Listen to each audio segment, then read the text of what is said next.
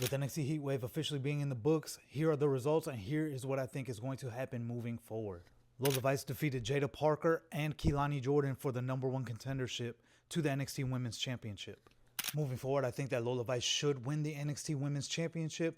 Let's make up for what they did with her contract a few years ago, and I'll get more in depth a little later in the video.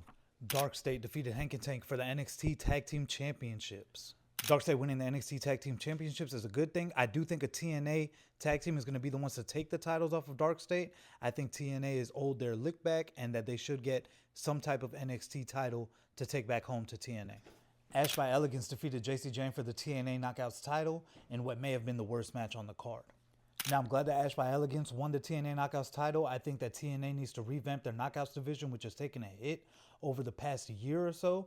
And also, tying back to Lola Vice winning, I think that JC Jane and Fatal Influence, they need to start going through their inevitable breakup.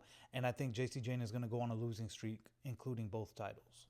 Blake Monroe defeated Jordan Grace in one of the better matches on the card. This was a great women's match. I think that Blake Monroe is a better heel. I think she's a natural heel. We saw that during her time in AEW. And I think that to push her even further as a heel, I don't think she needs to be going for the women's championship. I think that she should take the NXT North American title from Sol Ruka and be the ultimate heel in NXT on the women's side. Ethan Page and Chelsea Green defeated Tavion Heights and Tyra May Steele. Now, this match really didn't have much behind it. Chelsea Green is going to go back to the main roster, but I do think that it exposed that Tavion Heights and Tyra May Steele were kind of forced upon the WWE Universe, and I think that it showed with the crowd reaction.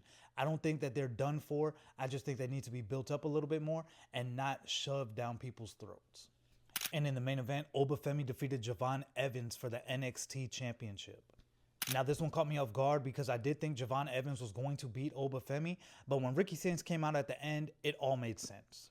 I do think that Obafemi is going to be on the main roster by year's end, and I think Ricky Sainz will take the title off of Obafemi in the future.